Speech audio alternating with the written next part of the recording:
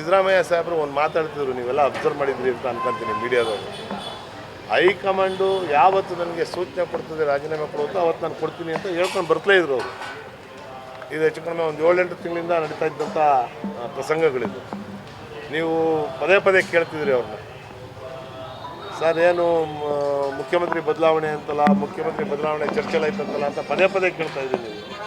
ಅವ್ರು ಪದೇ ಪದೇ ಹೇಳ್ತಿದ್ರು, ನಾನು ಹೈಕಮಾಂಡ್ ಹೇಳೋವರೆಗೂ ನಾನು ಆಡಳಿತದಲ್ಲಿರ್ತೀನಿ, ಹೈಕಮಾಂಡ್ ನನ್ನನ್ನು ಯಾವತ್ತು ರಾಜೀನಾಮೆ ಕೊಡುವಂತ ಅಂತಿದೆ ಅವತ್ತು ನಾನು ರಾಜೀನಾಮೆ ಕೊಡ್ತೀನಿ ಅಂತ ಅಂದ್ಬಿಟ್ಟು ಅವ್ರು ಹೇಳಿದರು.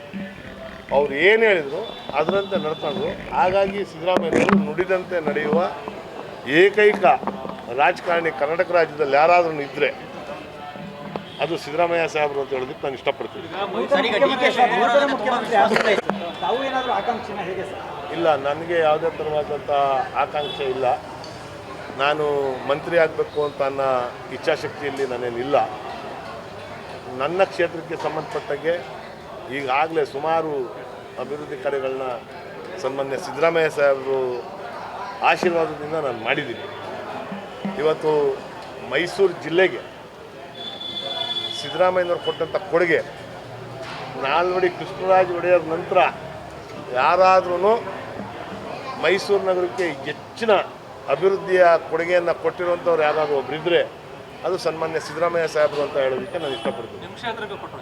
ನನ್ನ ಕ್ಷೇತ್ರದಲ್ಲಿ ಅಂತ ಅಂದರೆ ಮೈಸೂರು ಜಿಲ್ಲೆಗೆ ಸಂಬಂಧಪಟ್ಟಾಗೆ ಎಲ್ಲ ಥರದ್ದು ಹಾಸ್ಪಿಟ್ಲುಗಳು, ಟ್ರಾಮಾ ಸೆಂಟರ್ ಇರ್ಬೋದು, ಕಿದ್ವಾಯ್ ಸೆಂಟರ್ ಇರ್ಬೋದು, ಸೂಪರ್ ಸ್ಪೆಷಾಲಿಟಿ ಹಾಸ್ಪಿಟ್ಲ್ ಇರ್ಬೋದು, ಡಿಸ್ಟಿಕ್ ಹಾಸ್ಪಿಟ್ಲ್ ಇರ್ಬೋದು, ಜಯದೇವ ಹೃದ್ರೋಗ ಹಾಸ್ಪಿಟ್ಲ್ ಇರ್ಬೋದು, OPD ಇರ್ಬೋದು, ಅದ್ರ ಜೊತೆಗೆ ಕಿಡ್ನಿ ಏನು ಡ್ಯಾಮೇಜ್ ಆಗಿರ್ತದೆ ಮನುಷ್ಯರಿಗೆ ಅಂಥವ್ರಿಗೆ ಡಯಾಲಿಸಿಸ್ಗೆ ಹೆಚ್ಚು ಕಡಿಮೆ 300 ಬೆಡ್ ಅಷ್ಟು ಎನ್ಹಾನ್ಸ್ ಮಾಡಿಕೊಟ್ರು.